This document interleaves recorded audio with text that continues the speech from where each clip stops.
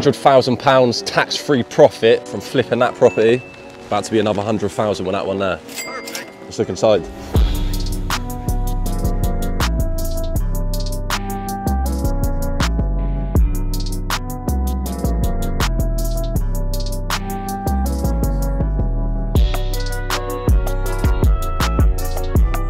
So we're back with Lewis Perren. Done a video of him, what was it, about a year ago now in South Wales. If you haven't seen that video, we'll put it here. We might not, it might be there, it might not be. So let's talk. Who knows? So let's talk about this one first. So you made 100 grand tax-free profit from flipping that house. Yep. How did you manage to do that? So there's a strategy that I mentioned to you guys, which I just called a slow flip. So you're basically flipping a house, obviously very slowly. You're not trying to do it quickly to make cash as fast as you can, but you're going to do it over, say, a 2-year period of time. So what I'll do is I'll get a 2-year fixed mortgage, buy a rundown house, do it up whilst living there in my own personal name as my own residential house. So that way, when you sell it, you pay 0 capital gains tax. So you literally just done that with that one? Correct. And then how have you got this one? How have you moved across the road? So, whilst living there, I obviously doing property, so I've got my eye out for, you know, like homes that are run down, places I can add value to, and I noticed that obviously no one was living here for quite some time. And when the guy eventually came back, I approached him and said, you know, what's going on with the situation with the house? He said it's been empty 20 years. He's just moved down to the seaside and just left it because he didn't know what to do with it. He's never sold a house, just literally just left it.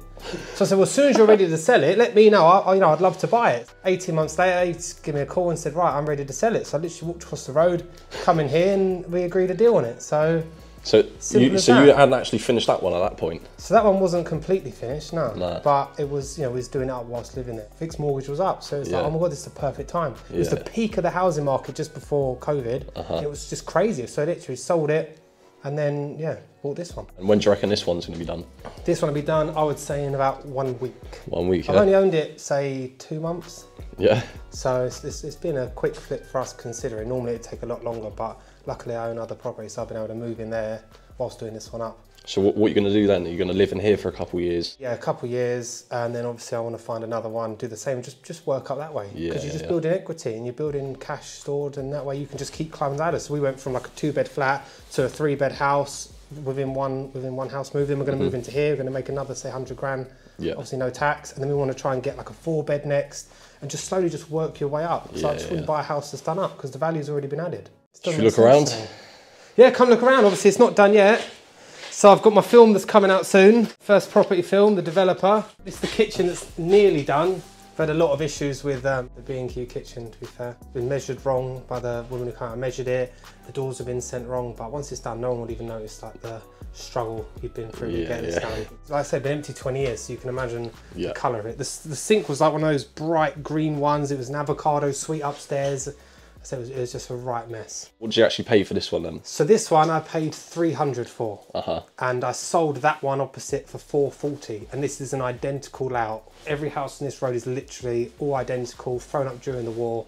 So yeah. So what did you pay for the last one? It was like I paid 314 for that. Sold it 3 years later for 440. So I made about, around 100 grand there. And then obviously we've got this one for 300 less than I bought that one for, which was just insane. And then obviously this should be worth around the same price done up. Yeah. So mental. It's crazy because it's just a few years and you're making a lot of equity and it's tax free, which most people, I don't know why you wouldn't do it. It's crazy how no one talks about this strategy. I've never heard anyone mention it. You'll never guess what this room is. But kitchen. It's the bathroom. Funny enough, right, when Devon chose the tiles, I actually hated the tiles, but now they're on, I actually really like them. Obviously gone black fixtures and fixed for everything, even with like, just everything's matching. What's the refurb on this one? I reckon I've spent 35. Yeah? I reckon, I've still got a little bit more because I'm going to get some new windows and that. Obviously I've got my little boy's room here, going to build him a little den underneath his bed. Yeah. He's chosen his bug wallpaper himself. He just loves bugs, so we just let him choose what he wants. It's his own room and his own space. And then obviously our room's going to be here at the front, done the paneling. Obviously got our bed here. Once it's all, furnished, all the side tables are on and the bed's on, it's just going to look completely different with the blinds, new windows. Didn't you mention as well you're eyeing up one that's... Of course, I'm always ready for the next one. So there's another one that's just down the road there. It's a 4-bed detached house that the guy is looking to sell soon. So I'm just in contact with him. So as soon as he's ready to sell it, hopefully it will be in like 18 months or so once I've been here a couple of years. And then I hope to plan, just literally just move down the road. And this is where you're staying? This is my room, I like my, I've got my lights here to set the mood. That's my daughter's room. Ready to go. She chose everything. It's very purple. Affirmations everywhere. What's your plans with the garden? So the garden, what we're going to do is we're going to dig this out past to where this grass line is here, all the way down. We're going to have a pair of bifold doors cut out the back there. Yeah. And then we're going to build like a waterproof structure over the top and down here, so that way you can have the doors open. It'll be like an indoor-outdoor space, hang a lot of pretty lights from it. Obviously have a nice patio area here for barbecues and that. Clear the garden, dig it all back, and then re-turf it all, brand new fencing all the way down. Yeah. We're going to deadwood the big oak tree. I was concerned obviously that it would have a TPO on it. So that's a tree preservation order, which means that you're going to need planning to do anything to it. It doesn't have a TPO on it, but what it does have is it's written in the covenants of the house that I can't do anything to it without approval first. So I guess that the covenants were before they had brought out TPOs. Good job I looked that up, because obviously the amount of leaves and the neighbours hate it. So I was going to trim it back, but obviously finding that out in the covenants, I realised that obviously I better get permission first. Yeah. And the garden actually tucks around the back down here. What I'm picturing here, big square decking area there. Obviously it's going to have a roof on it, and then you go for like your rattan furniture, maybe a jacuzzi there. And I was thinking like a pizza oven here, like I just basically fenced this off there, and this is almost like a secluded adult area. Yeah. Tucked away at the back. The sun sets directly that way, so this will have like the last bit of the sun in the evening. Obviously the tree creates amazing shade for the house in the summer, so it doesn't overheat. So I know it's just a mess at the moment, but I see a lot of potential. You don't find great deals, you create great deals. Right? I never see anyone talking about slow flips, and not many people do it. How did you stumble across it?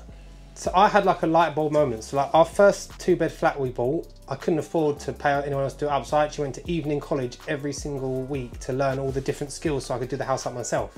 So I'd done it up cheaply myself, obviously, because I didn't pay anyone else to do it. And then when we sold it, we made like £70,000. Fucking hell. And I was like, oh my God, I've lived here 2 years, I've made 70 grand. That's like more than my wage. That's just from living there, doing it up myself. I was like, what if I'd done this again? Yeah. And obviously then I found out that you don't pay capital gains tax on your own home. So I was like, this is like a loophole. I don't pay any tax on any amount of profit I make. Like, why would I not do this again? This is genius. And then that's when we bought that house. Obviously I made 100 grand then. I was like, I need to do this again. Like, it's just tax free. And like, if you made the money I've made from these three as like a yearly income, you're taxed 45%. I would always recommend exploiting the loopholes, because they're there for you to, you know, to use. I think a lot of people as well would wonder, do you actually live in a property whilst you're doing the flip? That's why it's a slow flip, Yeah. right? Because you don't do it quickly. So like in that house there, we'd save up a bit, then we'd pay like, you know, 3-4 grand to do up the bathroom, then we'd save up again, then we'd redo the kitchen, save up again, do a room. So the reason it was a slow flip is because I just couldn't afford to do it at the time, right? It had to be done slowly whilst we saved, but we had just enough money to get in the house. We went from a 2-bed flat to a 3-bed semi, and I didn't think we'd ever get a house like that till I was a lot older. So it's like, right, we had just enough to get in, we'd sleep on a mattress on the floor for a while, do you know what I mean? But we was like, right, we're in.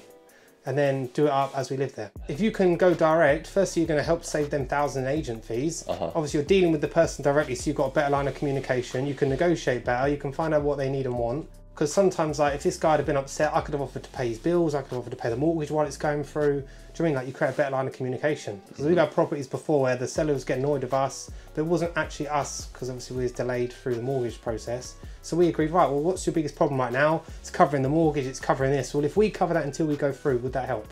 And just being able to deal direct with people, you can just solve problems. Whereas when it's for an agency, you know what I mean, the communication isn't always as clean. So I would be lettering houses all around my area. This isn't like the first house I've found around here. I've sent, you know, maybe 30, 40 letters to houses all around here.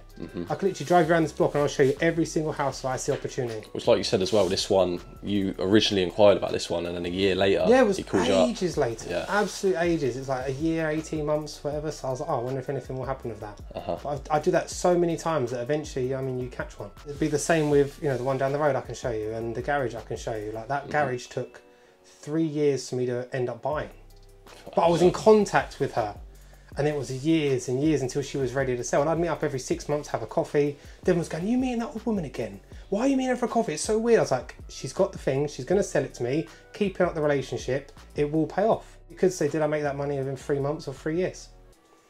So Money's in the follow-up. It's the long game. The money's always in the follow-up. Hope you found that helpful. Give them a follow.